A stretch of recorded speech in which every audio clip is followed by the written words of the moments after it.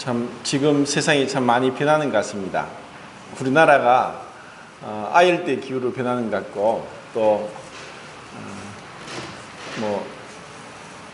동남아시아에 있는 그 스콜슨 그 게릴라성 폭우가 막 쏟아지는 그렇게 기후로 바뀐 것 같습니다.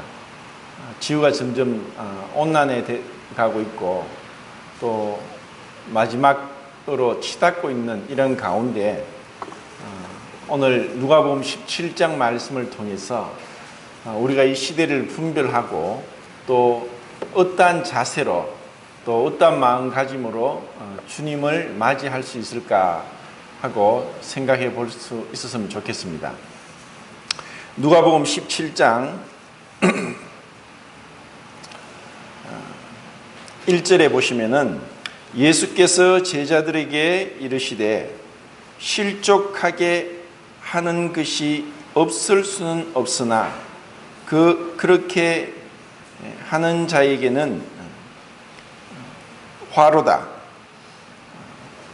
그가 이 작은 자 중에 하나를 실족하게 할진대 차라리 연자 맷돌이 그 목에 매여 바다에 던져지는 것이 나으리라.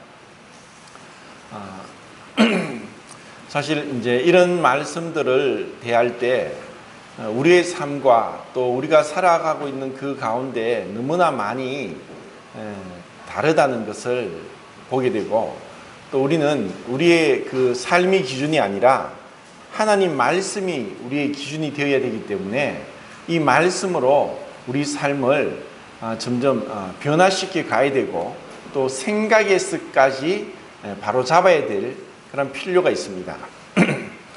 실족하게 한다는 것은 걸려 넘어지게 하고 또 올무를 놓게 하는 것, 그리고 민수기 22장부터 나오는 발람이 그 발락의 사주를 받아서 이스라엘에게 올무를 놓았다고 계시록에 나오는데, 그러한 그 유혹에 빠지게 하고 죄에 빠지게 하는 것뿐 아니라 작은 부분에 있어서 또 사람들의 마음을 상처를 나게 하거나 또 어려움에 처하게 할 수 있는 그 모든 것에까지 이르지 않겠나 이런 생각을 합니다.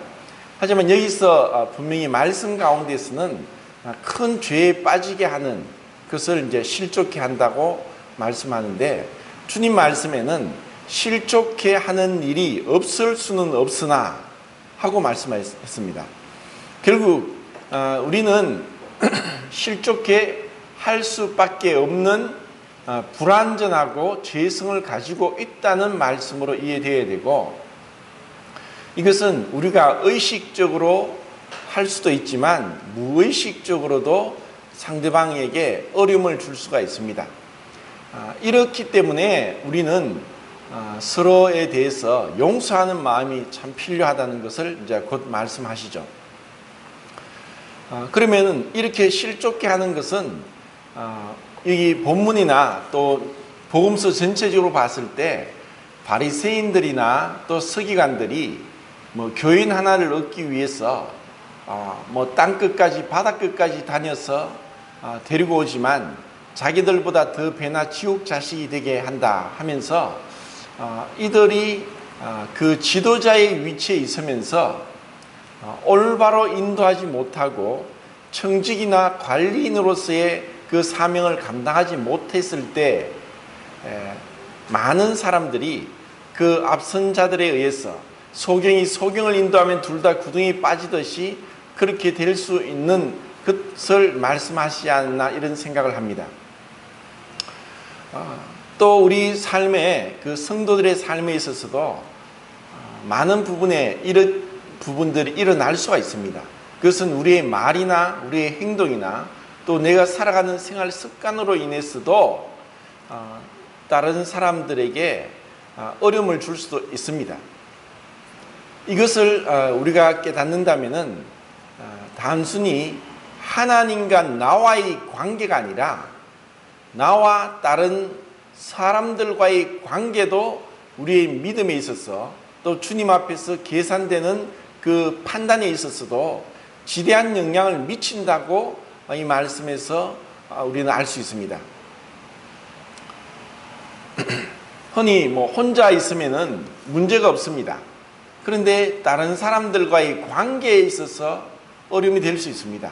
그것은 우리가 아직까지 성화되지 못하고 성화되어 가는 과정에 있고, 또 우리 안에 여전히 육신의 정욕이 남아있고, 그리고 아직까지 우리는 옛사람의 습관을 벗어버리지 못했기 때문에 이와 같은 것으로 인해서 내 스스로뿐 아니라 나와 관계된 또 나의 삶을 보는 사람들로 하여금 어려워지게 할 수도 있고 또 넘어지게 할 수도 있습니다. 우리는 그 로마서 14장에 믿음이 연약한 자에 대해서 받으라고 하면서 그 믿음이 연약한 자에 대한 정의를 대수롭지 않은 문제에 대해서 근거 없는 기준을 가지고 있는 자라고 그렇게 맥도날드 행점이 정의를 내린 것을 말씀을 드렸습니다. 어떤 사람에게는 사실 그것이 대수롭지 않을 수도 있지만 또 어떤 사람에게는 그것은 대수롭지 않은 것이 아니라 대단히 중요한 문제가 될 수가 있습니다. 그런데 자기 기준에 있어서 그것은 별로 대수롭지 않다고 생각하면서 그렇게 기준을 가지고 있는, 그리고 또 자기가 봤을 때 근거 없는, 또 뭐 정확하지 않은 그런 근거를 가지고 있으면서 자기는 그런 기준 가운데 딱 붙들려 있는 자들에 의해서 판단이 될 수도 있고 경멸할 수도 있습니다. 그렇다 보니 참 우리가 함께 모여서 교회 생활을 하든가 또 한 가족을 이루는 것은 그만큼 어렵습니다. 오늘날도 사실 많은 사람들이 관계를 맺고 있습니다. 가족의 관계, 직장의 관계, 또 아니면은 뭐 동창의 관계, 또 아니면 친목회, 어떤 취미 생활로 인해서 친목회의 관계, 뭐 사회적인 그런 입장에서 그런 사회적인 관계, 여러 가지 관계가 있습니다. 근데 그 관계가 사실 끝까지 지속적으로 그리고 아름답게 끝나는 관계는 참 드뭅니다. 처음에는 참 좋은 뜻에 의해서 함께 할 수 있지만 시간이 지날수록 누구에게나 있는 자신의 치명적인 약점, 또 다른 사람이 가지고 있는 그런 치명적인 약점으로 인해서 서로에게 상처를 줄 수가 있고 또 그것으로 인해서 갈등이, 분쟁이 일어날 수 있는 것이 우리의 사람입니다. 그렇기 때문에 예수님이 실족해 하는 일이 없을 수는 없으나 하고 말씀을 했습니다. 하지만 그것은 완전하신 지식을 가지고 있는 그 하나님 앞에서는 정말 그 작은 부분에 있어서까지 완전하게, 그리고 그 마음의 동기까지 헤아려서 판단을 하신다는 것을 우리가 안다면은 참 우리의 삶에 있어서, 우리의 행동에 있어서 정말 조심해야 될 것입니다. 그래서 주님은 그 다음 3절 말씀에 너희는 스스로 조심하라 라고 말씀하십니다. 흔히 그런 얘기를 합니다. 무심코 우물, 지금은 뭐 젊은 세대는 우물에 대해서 잘 모르지만은 조금만 나이 드신 분은 우물을 압니다. 수도가 없을 때는 우물로 두리박으로 물을 폈으니까 우물에 무심코 던진 돌멩이 하나가 그 안에 있는 깨구리에게는 죽음을 불러올 수 있는, 심심찮게 그냥 재미로 한 것이 그 정말 연약한 자에게는 치명적인 그런 상처가 될 수 있는 것이 우리 사람입니다. 그것은 고의적이든 또 아니면 무의식적이든 그러한 일들은 다반사로 일어나고 있다는 것입니다. 그래서 히브리서에는 너희는 모든 사람으로 더불어 화평함과 거룩함을 쫓아라. 이것이 없이는 주를 보지 못하리라 하고 말씀했습니다. 화평함과 거룩함을 쫓는 것은 흔히 우리에게 있어서 모든 사람으로 더불어 그렇게 한다는 것은 참 불가능합니다. 또 다르게 다른 말씀에는 너희들이 모든 사람으로부터 칭찬을 들으면 화가 있도다 라고 말씀했습니다. 이것은 어떤 진리적인 부분에 있어서, 복음적인 생명의 부분에 있어서 말씀하지 않나 생각합니다. 그렇지만 우리의 삶에 있어서 조금 전에 말씀드린 여러 관계 속에서 그들과 화평하게 지내야 되는 이유는 그들에게 우리는 그리스도의 향기고 그리스도의 편지고 또 빛과 소금의 역할을 해야 되기 때문입니다. 흔히 그런 얘기를 합니다. 내 자신의 신분, 그리스도인이라는 신분을 밝히지 않고서 함부로 행할 수 있지만, 만약에 상대방이 내가 주님을 믿는 자라고 알면서도 함부로 행하면은 그것은 내 자신뿐 아니라 주님에게까지 욕이 되게 하는 것입니다. 내 자신의 잘못은 나의 부모와 가족에게까지 돌아갑니다.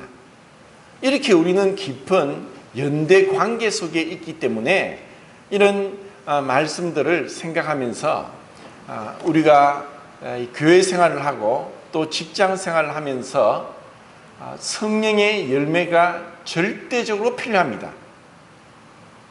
내 자신뿐 아니라 상대방의 그러한 약점과 허물을 인해서도 첫 번째 우리가 늘 마음속에 새겨야 될 것은 참을 인자입니다. 절제입니다.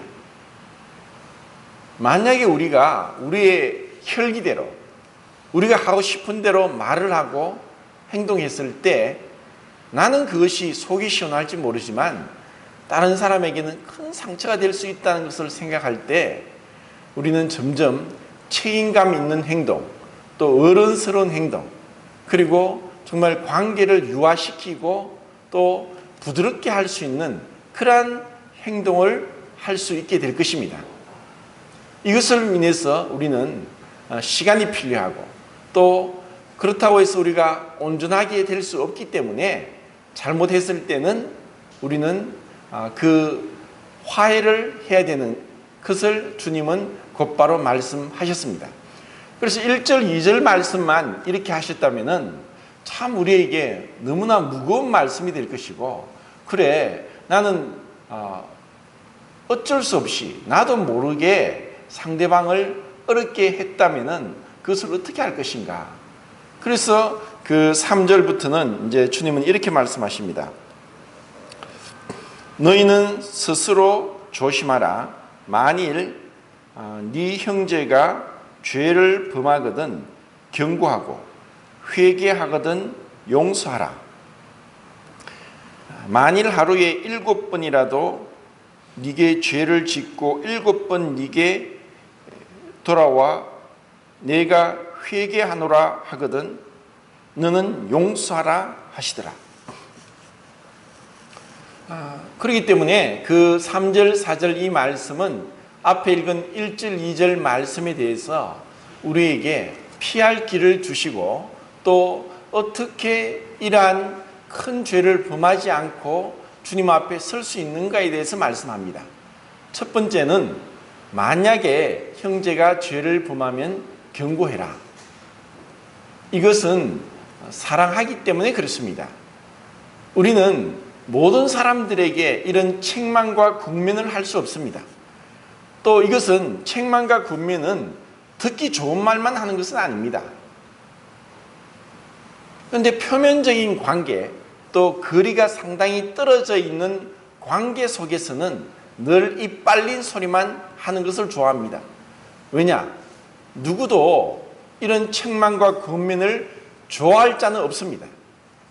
그런데 잠언에는 분명히 미련한 자를 책망하지 말라. 네가 욕되게 될 것이 두렵다고 말씀합니다. 지혜로운 자를 책망하라고 했습니다. 그것이 책망을 들을 만한 준비가 되지 않았으면 책망을 해도 소용이 없습니다.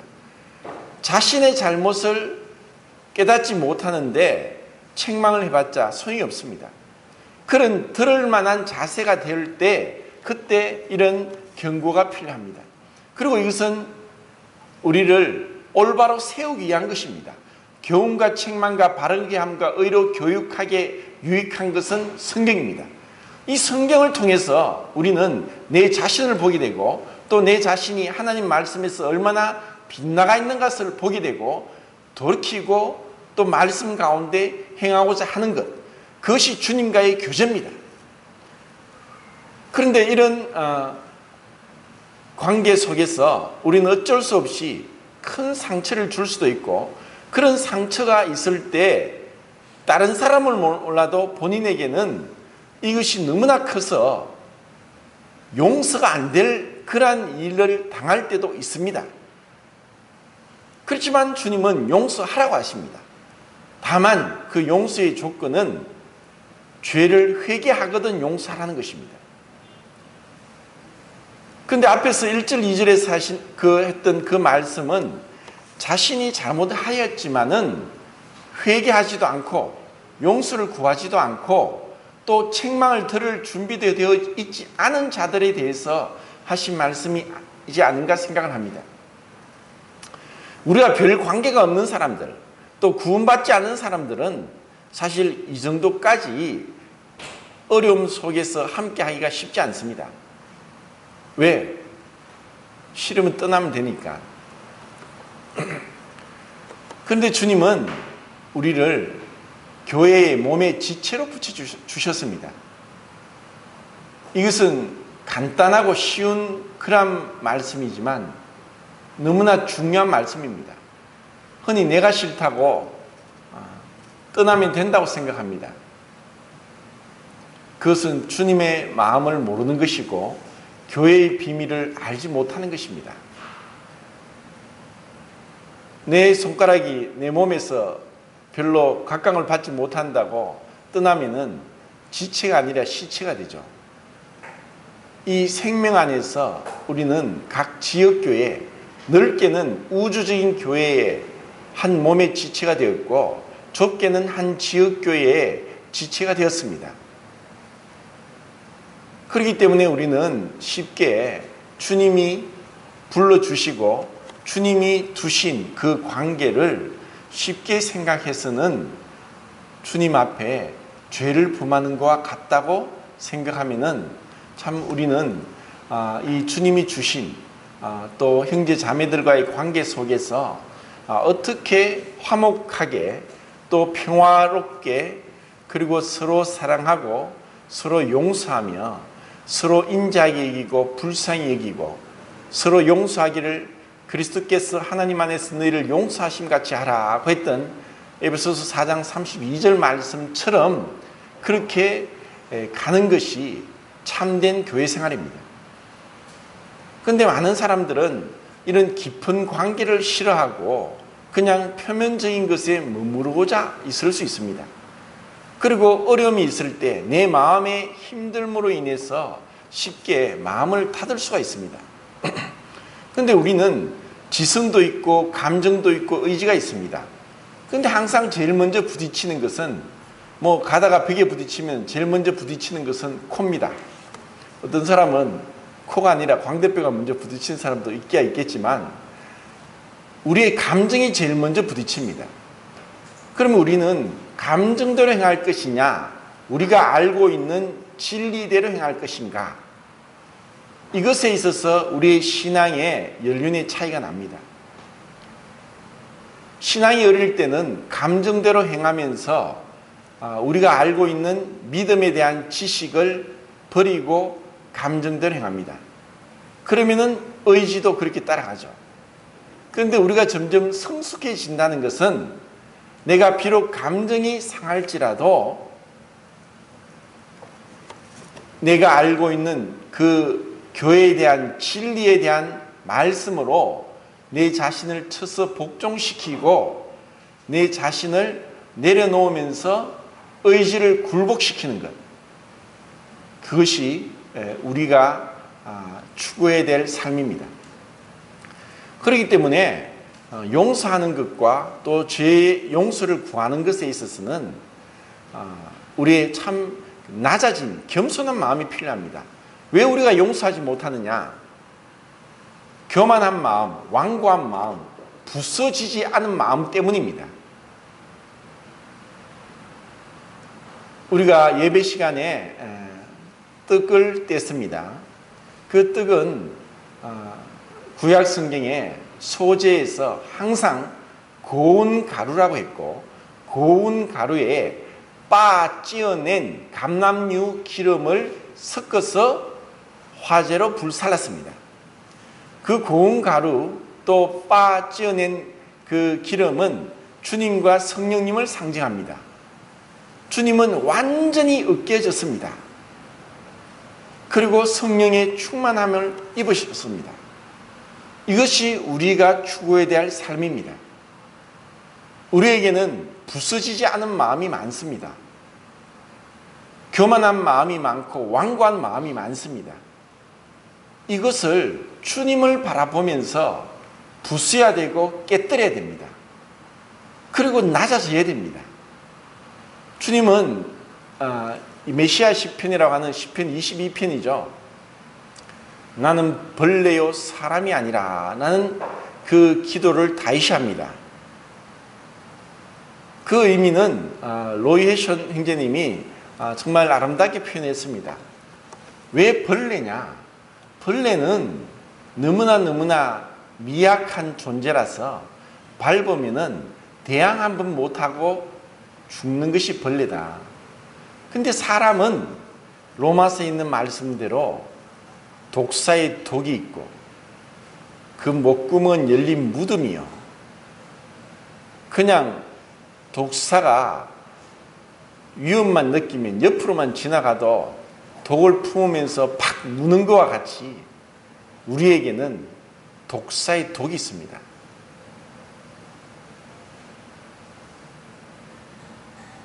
그것은 참으로 끔찍한 것입니다. 나는 벌레요 사람이 아니라. 주님은 말씀 한마디로도 그 자기를 고난을 주고 위협하고 모욕하고 조롱하고 멸시하는 자들을 말씀 한마디로 죽일 수 있습니다. 그런데 주님은 참으셨습니다. 부끄러움을 개의치 않으셨습니다. 나 같은 죄인을 살리기 위해서.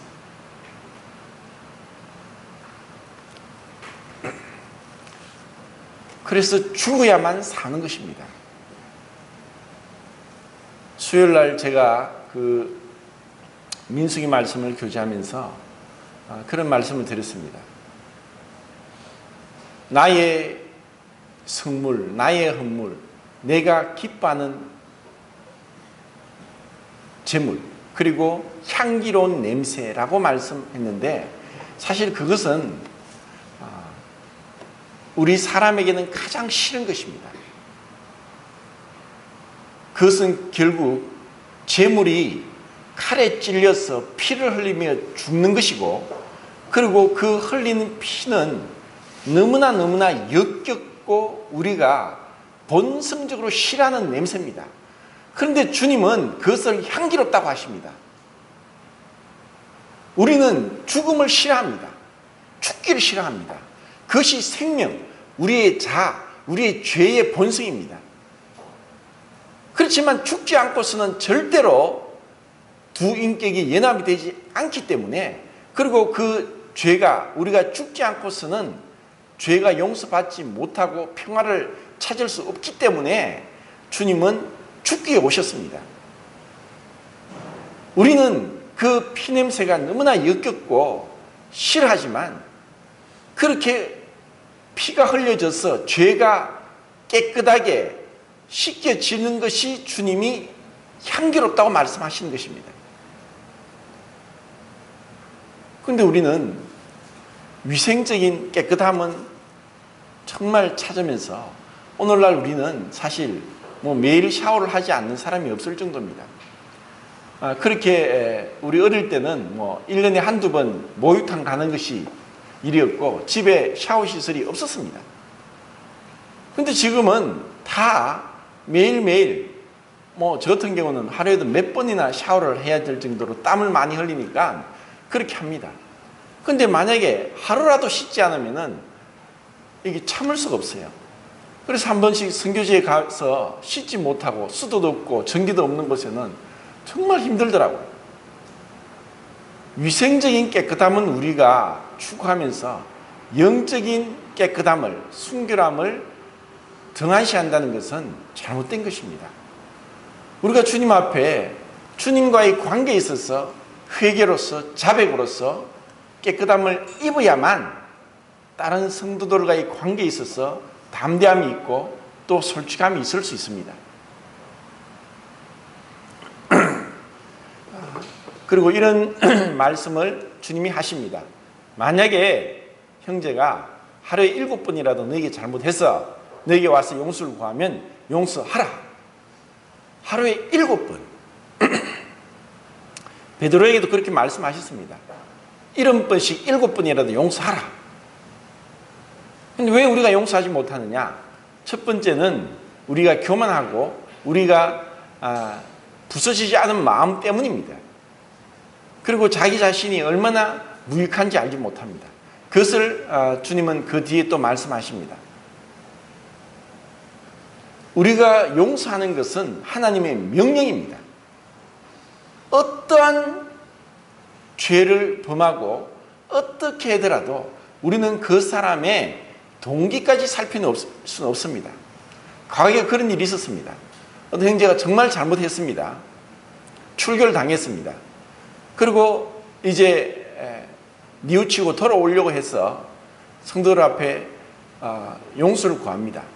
그런데 그들은 참 자기를 낮추고 다시 돌이키고 돌아오는데 또 그것을 들었던 성도들이 아니다. 저거는 진실된 회개가 아니다. 이렇게까지 이야기를 하는 것을 들었습니다.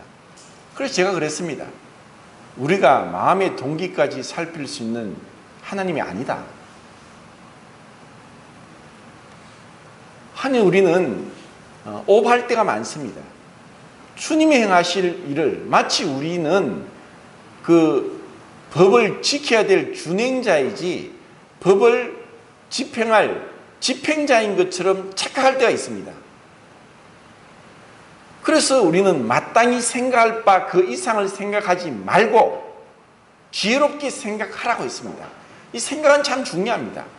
그런데 이 생각을 근거도 없고 밝혀지지도 않았는데 이것에 계속 상상을 해서 모함을 하거나 정죄를 하거나 판단을 하는 것은 죄입니다.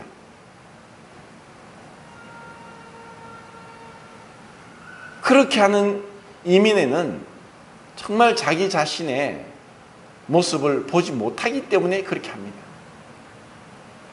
내가 어떠한 자인지를 알게 된다면은, 그리고 그것은 빛 가운데로 나가면 나갈수록 내 안에 어둠이 얼마나 많은 것을 알기 때문에 우리는 자연적으로 겸손하게 되고 우리 스스로 마음을 부수게 되고 깨뜨리게 됩니다. 그럴 때 고운 가루에 빻아 찌어낸 기름이 섞여지는 것입니다. 우리의 이런 완고하고 부서지지 않고 교만한 마음 때문에 성령의 충만을 받지 못하는 것입니다. 성령의 충만을 받지 못하면은 옛사람의 길대로 옛사람의 행위대로 갑니다. 세상에 있는 가치관, 세상에 있는 방법을 그대로 도입을 해서 교회에서 행하려고 할 때 얼마나 그것은 주님 앞에 악한 것이 된 것입니다. 새 포도주는 새 부대에 담으라고 말씀을 하셨습니다. 그렇기 때문에 우리는 계속적으로 우리의 생각을, 우리의 행동을 또 내 마음 중심에서부터 늘 주님 앞에서 부드럽게 또 낮은 가운데, 부수는 가운데, 내 의지를 굴복하는 가운데 내 감정이나 보이는 대로 판단하지 않고 정말 이 진리의 말씀 가운데서 용서함과 또 관대함과 그리고 인자하게 함과 불쌍히 여김과 이와 같은 마음으로 대할 때 그때 우리에게 주님이 원하시는 교회의 모습, 사랑의 모습이 나옵니다. 계시록에 있는 7교회 중에 에베소 교회는 대단히 훌륭한 교회였습니다. 도대체 그렇게 훌륭한 여러 일들을 행할 교회가 있었나 할 정도로 겸손과 섬김과 또 이단에 빠진 자를 밝히 드러낸 것과 여러 행위와 수고와 이런 것에 대해서 칭찬을 하지만 첫사랑을 버렸다고 했습니다. 우리의 마음에 그 동기가 얼마나 중요한지를 또 계속 주님은 말씀하고 있습니다. 그 다음에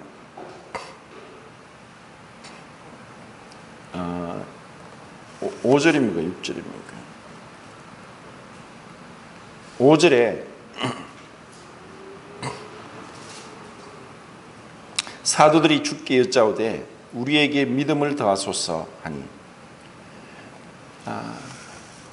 왜 이런 말씀을 하느냐? 사실 우리에게 있어서는 앞절과 연관이 된다고 하는 분도 있고 그렇지 않다고 하는 분도 있지만, 제가 보기에는 주님께서 하루에 7번이라도 회개하면 용서해 주라고 했을 때 그것이 쉽지 않습니다. 우리 흔히 그렇게 얘기합니다. 3번은 용서할 수 있겠다. 베드로도 그렇게 얘기를 했습니다. 한 3번은 정도 용서할 수 있겠다고. 근데 왜 너무나 우리는 자기 중심적이기 때문에, 그리고 자기 감정을 더 생각하기 때문에 다른 사람들에 대해서 배려하고 살필 수 있는 그런 마음이 부족합니다. 그런데 이런 우리에게 하루에 7번이라도, 또 베드로에게는 이런 번씩 7번이라도 용서하라고 하시니까 이것은 대단히 우리에게 너무나 큰 무리한 요구가 아닌가 할 정도입니다. 그래서 우리에게 믿음을 더해 주소서. 도대체 그 말씀에 대해서 순종할 수 있는 믿음이 부족하다고 고백하는 것은 정상일 것입니다. 그래서 우리는 어떻게 해서 우리가 온유하고 겸손하고 오래 참고 또 사랑과 자비를 베풀 수 있느냐? 우리 육신으로는 부족합니다. 우리 육신으로는 그것이 사실 불가능합니다. 벳새가 황새를 따라가면 가랭이 찢어진다는 그런 말을 하듯이 어떻게 사람으로서 하나님 말씀을 순종하고 따라갈 수 있겠습니까? 그러기에 우리는 믿음이 필요합니다. 믿음이 없이는 주님을 기쁘시게 할 수 없는 것이고, 그 믿음으로 주님의 은혜를 구하고 나갈 때 그때 주님은 우리에게 주실 것입니다. 그리고 주님 말씀하십니다. 이 산들어, 이 뽕나무들어 뿌리째 뽑혀서 바다에 던지로 하면 그렇게 될 것이요. 사실 그 뽕나무가 뿌리가 땅속 깊이 있음 같이 우리의 교만한 죄성은 정말 우리 마음속 깊이 내재되어 있습니다. 이것은 우리가 우리 힘으로 어떻게 할 수 없는 것입니다. 하지만 우리가 주님을 바라보고 겨자씨만한 믿음이 있더라면 주님의 은혜로 우리는 그렇게 변화될 수 있습니다. 흔히 우리는 생각하기를 예수님의 제자들, 사도들은 참 좋았겠다 하는 생각합니다. 그들은 병 고치는 능력도 부여받았고 또 하나님의 계시의 말씀을 성경이 기록되기 전에도 받아서 구약의 선지자들의 역할을 감당했고 또 성경도 기록했고 그들의 말이 곧 법이 될 정도로 그들은 능력을 행했고 여러 표적과 기사를 행했습니다. 하지만 그들은 비참하게 순교당했습니다. 만약에 우리에게 우리 사도들이 당한 그런 고난에 100분의 1, 1000분의 1만 당하더라도 정말 여기 남아 있을까 할 정도로 그들의 삶은 비참했습니다. 그것을 인간적으로 그렇게 주님의 길을 따라갈 수 있겠습니까? 절대 불가능합니다. 그 길은 가시밭길이고 고난의 길이고 그 길은 십자가의 길이고 그 길은 멸시와 천대와 조롱과 욕과 침뱉음을 받는 길이었습니다. 그렇지만 그들이 그 길을 따라갈 수 있었던 것은 그들 속에 있던 어떠한 좋은 성품이 아니었습니다. 우리에게는 그런 것이 없습니다. 주님의 은혜가 아니면 불가능합니다. 그렇기 때문에 우리가 교회 생활하는 데 있어서도 매사에 우리는 주님의 은혜가 필요합니다. 매사에 우리는 예배를 드리는 마음으로 겸손하게 엎드러져야 됩니다.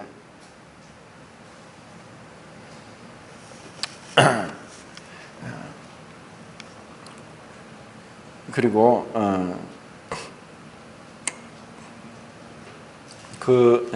아까 5절 읽었죠. 6절에 보면은 6절 아까 제가 읽은 대로 겨자씨할 만한 믿음에 대해서 말씀했고 7절에 너희 중 누구에게 밭을 갈거나 양을 치거나 하고 하는 종이 있어 밭에서 돌아오면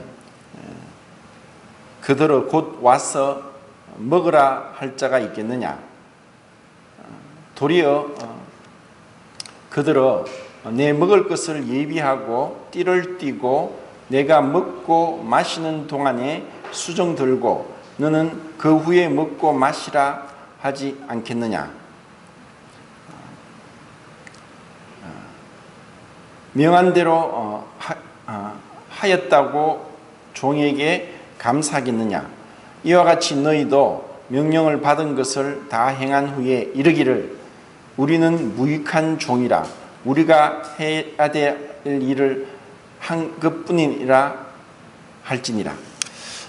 이것은 그 앞절에서 만약에 겨자씨만한 믿음으로 뽕나무를 뿌리째 뽑아 바다에 던지려 하면은 그대로 될 것이라고 말씀하면서 우리에게 믿음이 있고 또 믿음으로 인해서 어떤 역사를 이룰 수가 있다고 할지라도 교만한 마음이 있을 수 있다는 것이고, 그래서 그 다음에 이 무익한 종에 대한 말씀을 하고 있습니다. 이것은 우리를 만드신 하나님, 그리고 우리의 죄의 어떠함을 너무나 잘 알고 있는 주님이시기 때문에 이와 같은 말씀을 연관지어 말씀하셨다고 생각됩니다. 그리고 우리는 설사 그런 믿음이 없고 능력을 행하지 못하고 뛰어나지 않음에도 불구하고 우리의 본분을 잊어버릴 때가 있습니다. 우리는 무엇이냐? 우리는 종이라는 것입니다.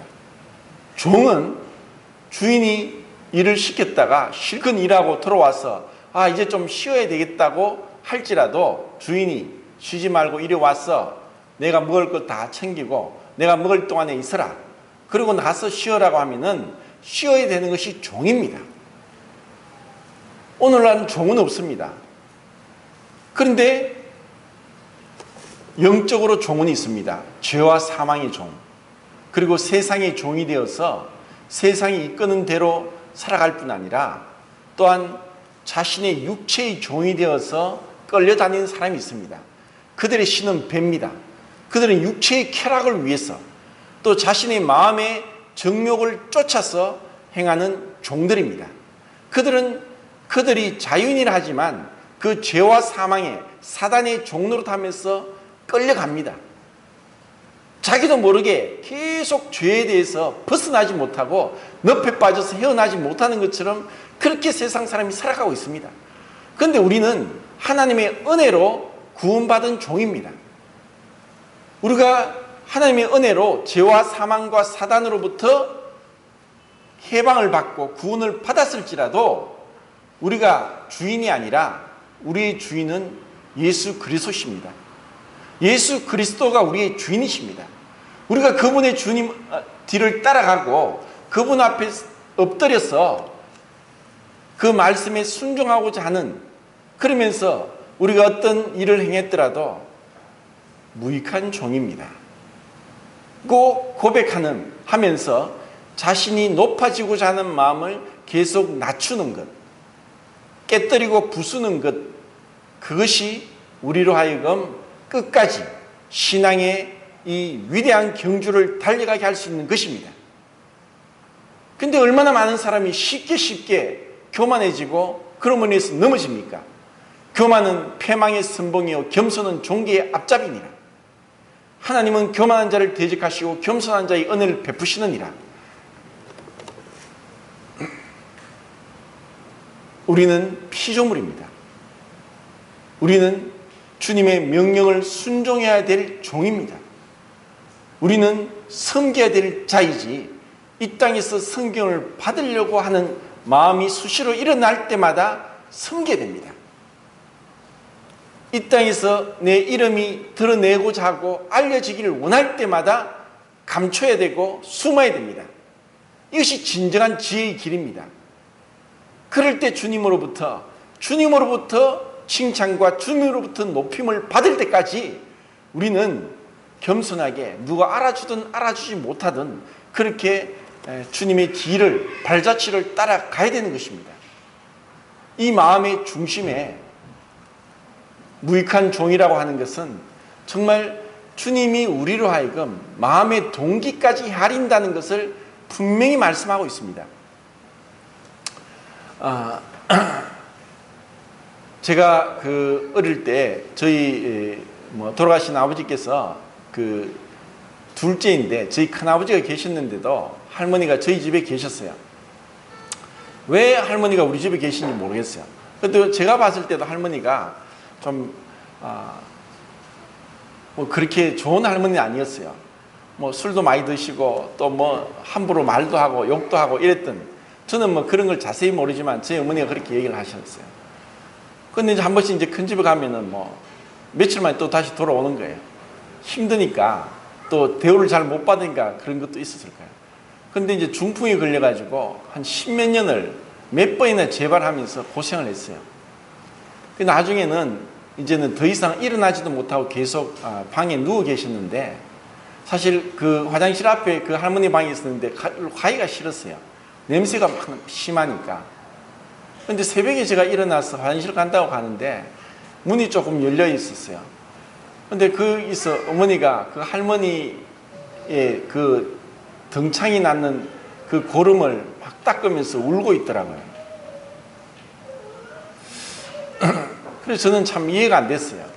그렇게 구박도 받고 힘들게 했었는데 또 그 1년이 아니라 10년이 넘게 그렇게 간호를 하고 해도 참 싫어할 바도 한데 왜 저렇게 눈물을 흘리면서 얼마나 아플까 하면서 그렇게 간호를 할까 하는 게 이해가 되지 않았지만, 지금 생각해 보니까 참 여러 가지 당한 어떤 수모도 불구하고 참 사랑해서 불쌍히 여겨서 그렇게 할머니를 간호했지 않나, 이런 생각을 이제 하게 됩니다. 근데 사실 이것은 쉽지 않은 것이고, 또 우리의 어떤 성품으로서는 동일하게 이에는 이, 눈에는 이, 이런 것이 우리의 마음입니다. 그리고 어떤 의미에서 우리가 주님을 섬기는 데 있어서 주님 제가 이 정도 했습니다, 그런 자랑하고자 하는 마음이 참 많이 일어날 수도 있습니다. 그런데 주님 앞에서는 우리가 무엇을 했을지라도 주님 저는 무익한 종입니다. 왜 이렇게 말씀을 하시느냐, 만약에 우리가 어떤 외모로 행한 것에 대해서 자랑하고자 하는 마음이 들게 될 때 마음 중심에서 이 종에 대한 위치를 잃어버립니다. 주님은 아십니다. 사람은 몰라도. 의무감으로 억지로 하는 것과 자발적인 사랑의 마음으로 순종하는 것은 다릅니다. 내가 이렇게 해야 되니까, 또 아니면 이렇게 하면서 은근히 자랑하니까, 또 남이 알아주니까, 또 스스로 자기 만족이 되니까 하는 것들은 주님께서 보실 때 선치 못한 것입니다. 우리의 마음 중심에서부터 정말 주님이 우리에게 베푼 은혜가 얼마나 큰데 내가 몸을 불사른 데 내어줄지라도 이 은혜를 갚을 수가 없다. 내가 비록 이렇게 섬기고 있지만 그것은 당연히 해야 될 것이다. 그리고 자랑할 것이 없다. 그리고 내가 이렇게 할지라도 도저히 이 은혜는 갚을 수가 없다. 이런 마음의 중심에 진실로 겸손한 마음이 있을 때 그때 우리의 섬김이 주님으로부터 칭찬을 받는 것입니다. 우리는 그러기까지 깨어져야 되고 부서져야 되고 자기를 부인해야 되고 그리고 정말 주님 앞에 엎드려야 됩니다. 그러지 않고는 우리는 사람이 볼 때는 뭔가 하는 것 같지만 주님 볼 때는 그 어떠한 칭찬도 없을 수가 있습니다. 주님, 내가 어떠한 자입니까? 늘 우리 자신의 무익한 종이라는 그 마음이 있다면은 다툼도 없을 것이고 분쟁도 없을 것입니다. 어떤 거스르는 것도 없을 것입니다. 주님은 그렇게 완전히 고운 가루였습니다. 우리는 그 주님의 고운 가루를 사모하면서 그렇게 나아가는 것. 그럴 때 정말 사람들이 알게 될 것입니다. 우리가 너무 뻣뻣하고 또 우리의 기준이 너무 높다 보니까 또 아니면 스스로 자기를 이렇게 포장하고 있는 것이 있다 보니까 많이 사람들과의 관계가 서먹해지고 가까워지지 못하고 친밀해지지 못하는 것, 그러한 것들이 주님처럼 누구든지 나아갈 수 있는, 그래서 우리는 정말 온유와 겸손으로 옷 입은 주님처럼 그렇게 되기를 사모하고 나아가야 될 것입니다.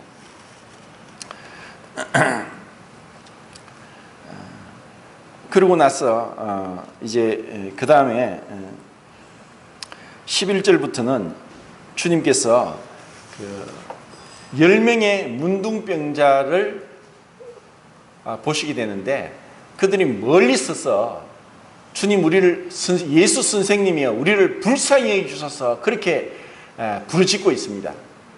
그때 예수님이 하신 말씀은 가서 제사장에 너희 몸을 보이라, 그만 말씀했습니다. 왜 주님이 이렇게 말씀하셨을까?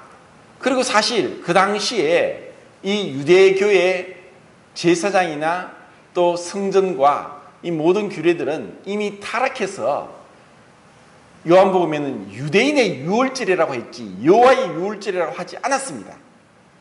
이미 대제사장도 타락했고 온전한 자가 없었습니다. 그런데도 주님은 가서 제사장의 너희 몸을 보이라고 율법에 있는 레위기의 말씀을 그대로 말씀하셨습니다. 그것은 그들의 말씀에 대한 순종이 필요했습니다. 아니 왜 다른 문둥병자들은 손을 대고 그 문둥병 상처에 손을 대고 기도해서 낫게 했지 않느냐? 그런데 왜 우리는 그냥 가서 제사장에 가라고 하느냐? 이것에 대한 믿음에 대한 시험입니다. 그 말씀에 대해서 믿고 어느 정도 믿음이 있었습니다. 그렇게 돌아갈 때 그들은 희망이 있었습니다. 그래, 가자. 제사장한테 가자. 근데 제사장한테 갈 수 있는 것은 문둥병이 완전히 몸에 퍼졌을 때입니다. 그때 제사장은 이제 네가 정하다고 선언할 수 있었고, 그리고 그는 병이 낫게 된 것입니다. 그리고 제사 규례를, 문둥병 제사 규례를 대로 제사를 드렸습니다. 근데 그 중에 한 사람은 사마리아인이고 9명은 유대인이었습니다. 근데 이 사마리아인은 그것을 모르고서도 그 9명의 유대인 문둥병들과 함께 따라 제사장에게 가고 있었습니다. 근데 가는 중에 그들의 문둥병이 깨끗하게 나음을 입었습니다. 그러자 이것에 있어서 너무나 기뻐서 그 사마리아인이 예수님께 와서 그 앞에 엎드려서 절하면서 하나님께 영광을 돌렸습니다. 그때 주님이 뭐라고 하십니까? 10사람이 다 나음을 입지 않았느냐? 그런데 9명 어디 갔느냐 하고 말씀하십니다.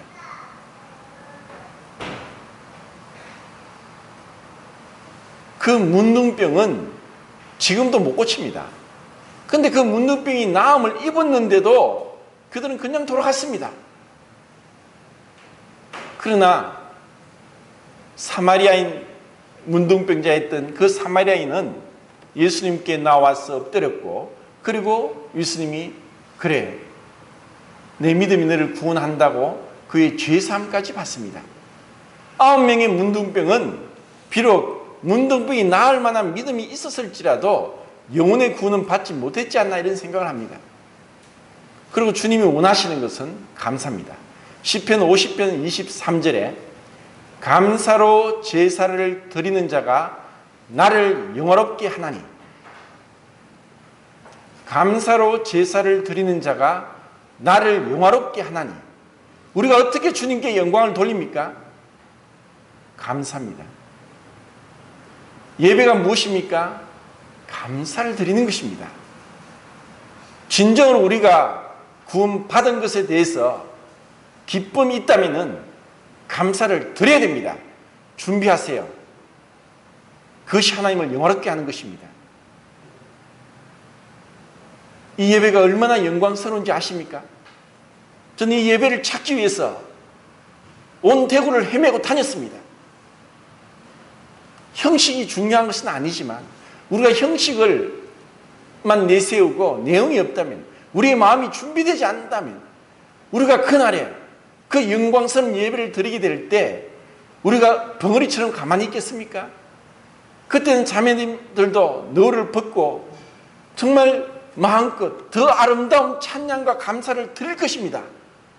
우리는 지금 그러한 하늘의 그림자의 예배를 드리는 것입니다. 마음에서 감사가 넘쳐서, 또 때로는 우리 마음이 그렇지 못할 때가 있습니다. 왜냐하면 우리는 감정에 좌우되니까. 그럴지라도 내 지식으로 의지를 굴복시켜서 의무적으로 감사를 드릴 필요가 있습니다. 이것이 믿음의 성숙한 자의 모습입니다. 내가 감사를 드리고 싶으면 드리고, 드리기 싫으면 드리지 않는 것이 아니라 영광스러운 창조주, 전능하신 하나님 앞에서 예배를 드리는 것이고, 우리로 하여금 입술로 감사를 드리고 그분을 영화롭게 할 수 있는 놀라운 특권을 주셨는데 이것을 소홀히 여깁니까?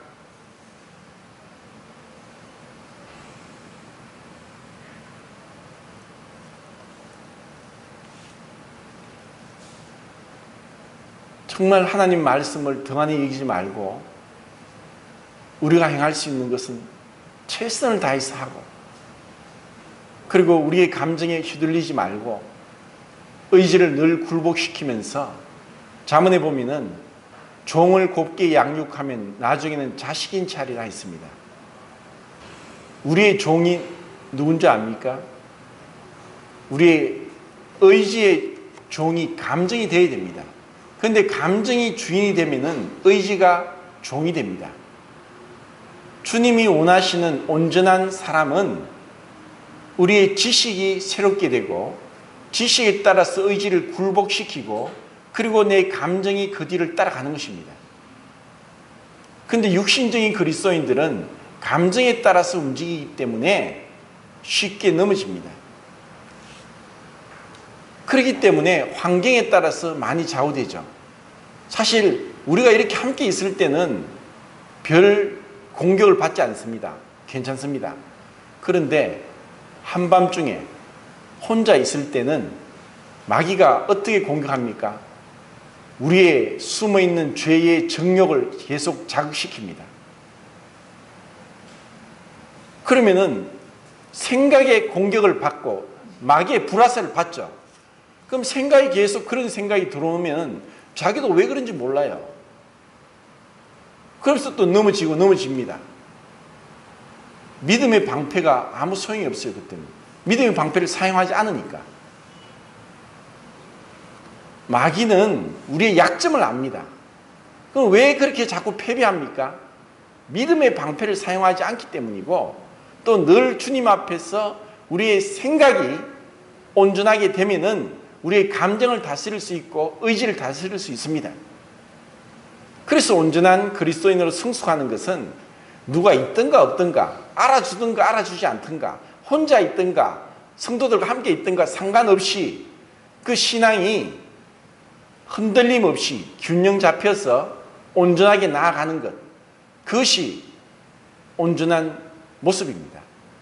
만약에 그렇지 못하다면은 마귀가 나를 공격하고 있구나. 영적인 전쟁을 하셔야 됩니다. 마귀를 대적해야 됩니다. 그리고 우리가 온전하게 표리부동하지 않고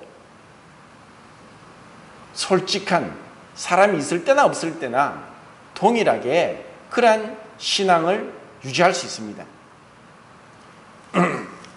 이제 시간이 다 되기 때문에 사실 오늘은 이 문둥병에 대해서까지만 교제하고자 했습니다. 그리고 그 나머지 부분은 다음 주에 그 하나님 나라에 대해서 그리고 이 마지막 때에 대해서 교제하려고 했는데 사실 시간이 많이 지났습니다. 주님의 그 때가 정말 가까이 오고 있습니다. 성도님들이 그 어디서부터 일하면은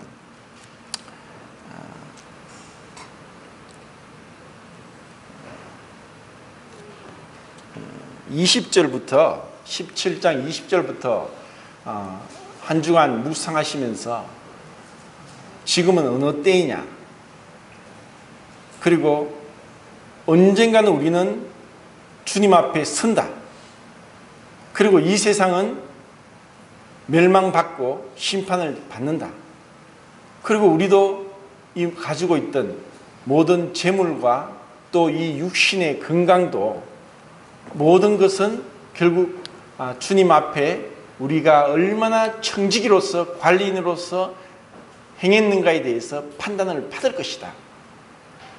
이 시대가 어떠한 시대인지 분별하고 우리가 깨어나기를 원합니다. 이제 그대로 그냥 습관적으로 이제까지 살아온 대로 무미건조하게 변화 없이 열정 없이 이렇게 살아가지 않기를 원합니다. 정말 주님 가까이 왔다는 것, 그리고 그날에 부끄러움을 당하지 않고자 하는 결심과 회개가 필요하고 마음을 새롭게 함으로 변화를 받을 필요가 있습니다. 그리고 우리는 함께 우리에게 주어진 그 은사대로 주님의 나라와 의를 위해서 함께 동력할 자들입니다. 복음을 전하는 것과 그리고 성도를 양육하는 것과 그리고 내가 가지고 있는 은사대로 그것을 활용해서 점점 그리스도의 장성한 분량까지 자라갈 수 있는 그러한 자가 되기를 원합니다. 그냥 그저 듣고 나면은 1시간 뒤면 다 잊어버립니다. 미리 읽고 그리고 마음에 묵상하고 그리고 말씀을 듣고 마음에 새기고 그리고 이 말씀을 때로는 암송도 하고 마음으로 계속 되뇌인다면은 정말 우리에게 주님의 형상을 본받는 너무나 놀라운 일들이 일어날 것입니다. 그렇게 변화되기를 바랍니다.